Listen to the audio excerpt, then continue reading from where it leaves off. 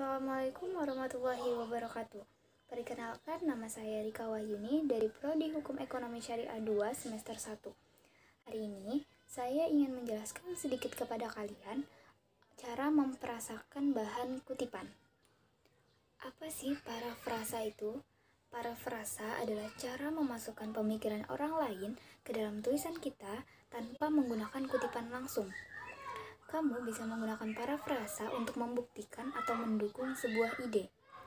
Jika kamu menggunakan parafrasa, kamu harus bisa menyajikan ide penulis asli dengan menggunakan kata-katamu sendiri dengan akurat dan pastikan kamu memasukkan sumber yang benar.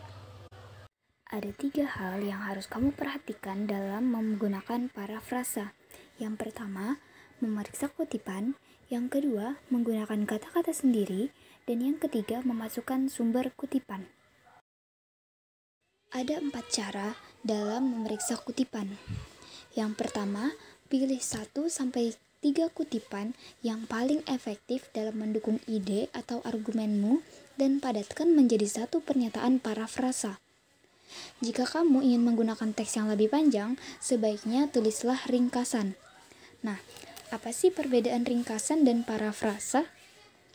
Ringkasan lebih luas daripada parafrasa karena fokus pada poin utama seluruh bagian dan meringkas teks secara keseluruhan.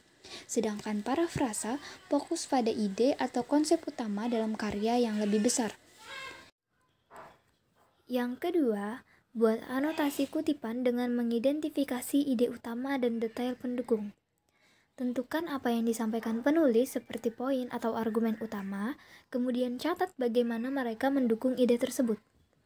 Ini membantu kamu memahami kutipan dan juga memadatkan catatan ke dalam satu parafrasa. Seperti pada contoh.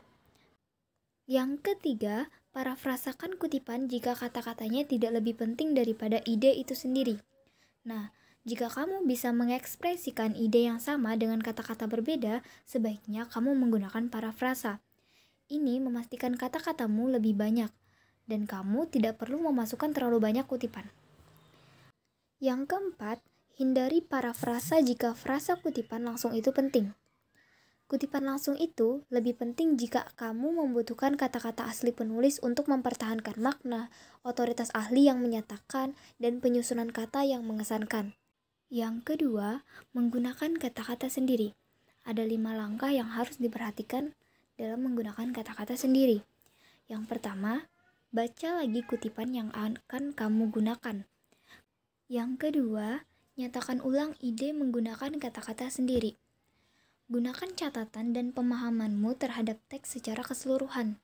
Jangan hanya mengganti kata-kata dalam kutipan orisinil dengan sinonimnya, karena itu tetap terhitung plagiarisme. Yang ketiga, bandingkan parafrasamu dengan kutipan asli. Jadi, kamu harus membaca kedua kalimat tersebut dengan bersuara dan pastikan idenya sama, tetapi kata-katanya berbeda. Karena parafrasa harus cukup beda supaya tidak termasuk plagiarisme, tetapi tetap tidak menyimpang dari maksud si penulis. Yang keempat, pastikan parafrasamu mencerminkan maksud penulis.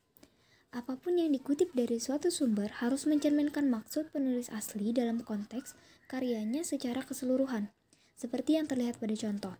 Yang kelima, jangan menggunakan tanda kutip pada parafrasa, karena parafrasa ini ditulis dengan kata-katamu sendiri, jadi kamu tidak perlu menggunakan tanda kutip untuk mengapitnya.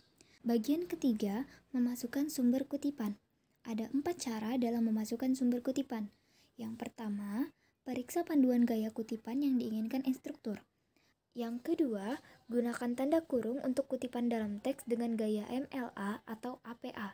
Yang ketiga, masukkan catatan kaki untuk Chicago Style. Yang keempat, buatlah halaman karya yang dikutip, referensi, atau bibliografi. Itu tadi penjelasan singkat tentang bagaimana cara memfrasakan bahan kutipan. Mungkin cukup sekian. Semoga bermanfaat dan maaf apabila ada salah-salah kata. Saya akhiri. Wassalamualaikum warahmatullahi wabarakatuh. Terima kasih.